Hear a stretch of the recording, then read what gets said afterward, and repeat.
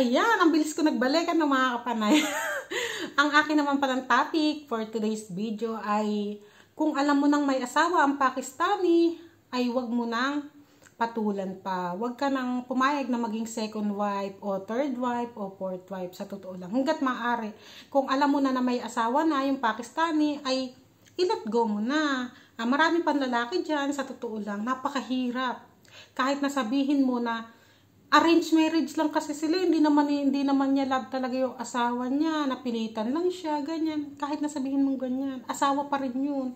At saka hindi ako naniniwala sa mga yan na mga Pakistani na nagsasabi na hindi nila minahal yung asawa nila. Kasi kahit arranged marriage yan, maasikaso yung mga asawa dito, sa totoo lang. Maasikaso dito yung mga babae, talagang matututunan din nilang mahalin. At saka isa pa, at talagang birhen nilang nakukuha ang mga babae dito. Saka yun nga, kaya lang kasi nila nasasabi yung mga ibang mga kwento-kwento na napakasasama na ng asawa nila dito ay para nga mabola ka, para mapaniwala ka, para makuha ka niya, para mapapayag ka niya na maging jowa ka niya o soon to be second wife, ganyan. Sa totoo lang, huwag kayong magalit. Kasi magagaling man bulachi yan. Siyempre, ganun naman talaga yung mga may balak sa'yo, diba? Lahat ng hindi maganda sa asawa, sasabihin, kahit na nag-iimbento na lang.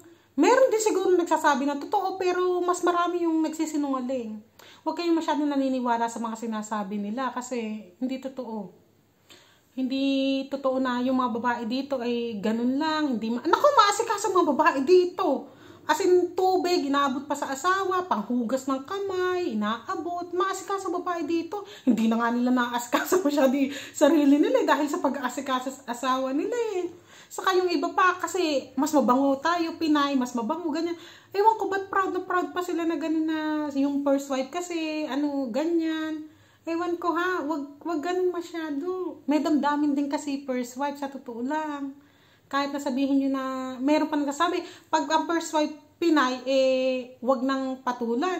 Hindi sa Pinay o Pakistani, pagka babae din yun, kahit Pakistani yung babae din yan. May nararamdaman din yan, kahit arranged marriage sila, ay natututunan nilang mahali asawa nila at ayaw nila na may kahati rin, sa totoo lang. Yung iba kasi, lalo na yung mahirap sa pamilya, talagang wala na silang nagagawa, natatanggap na lang nila na nag-asawa ulit yung asawa nila kasi nga, hirap yung pamilya nila, hindi sila makabalik din sa pamilya nila dahil hirap. Pero yung iba talaga humihiwalay din pagka nag-asawa ulit yung asawa nila. Ayun na nga, hanggat maaari mga kapanay, mana pa yung iba kasi na nabobogus, yung akala ala ng asawa, akala dedo na, nung pala, buhay pa. Ayun, mana pa yung mga ganyan, yung mga nabogus ba ng mga Pakistani. Maintindihan ko, pero yung mga iba na alam na may asawa na, proud pa sila at masaya pa sila na magiging second wife sila, hindi ako masyadong believe sa kanila, sa totoo lang. Kasi may masasaktan kayo Saka ang hirap, sa totoo lang mga kapanay. Sa mga dai kong nasasabing mga hinanakit ng mga may kahati sa asawa, sa totoo lang, hindi nyo gugustuhin. Madalang yung may kahati sa asawa na masaya sa buhay. Na kahit nasabihin mo masaya sila sa buhay, deep inside, mas may sakit pa rin sa kanila. Kasi nga, yung asawa mo, may ibang tinatabihan, diba? May ibang nag-aasikaso, may ibang nagmamahal. Masakit yung kahit sabihin mong binibigay sa'yo lahat.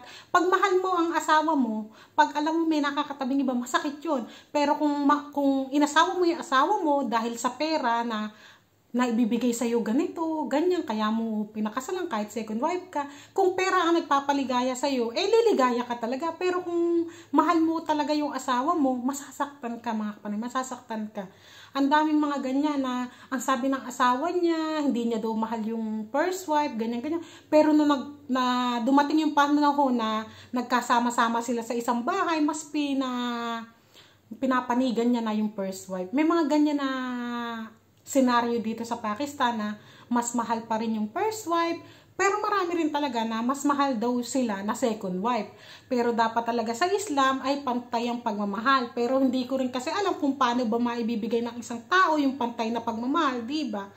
Kaya siguro, yung iba, talagang maraming nagkakasala siguro. Ewan ko, basta hanggat maaari talaga mga kapanay, sa totoo lang, pag may asawa na, hanap na lang tayo ng iba. Masakit, sa totoo lang, masakit yung, hindi ko pa naranasan ha. Pero sa mga sabi-sabi kasi, yung mga nagkikwento na hinanaing, ayan. Ako nasasaktan para sa kanila sa totoo lang na nararanasan nila ganun, yung parang kinatulong na sila, ganyan, sila na lang lagi, tapos ang sama pa, mas pinapanigan. Sa totoo lang, pagka ganyan na maraming asawa yung Pakistani, kunwari, dalawa na kayong asawa, ay meron pa kayong isang karibal sa asawa nyo, pati yung nanay pa. Pag buhay pa yung nanay, isa nyo pa yung kaagawan sa asawa. Dahil yung mga Pakistani malalambing sa nanay yan.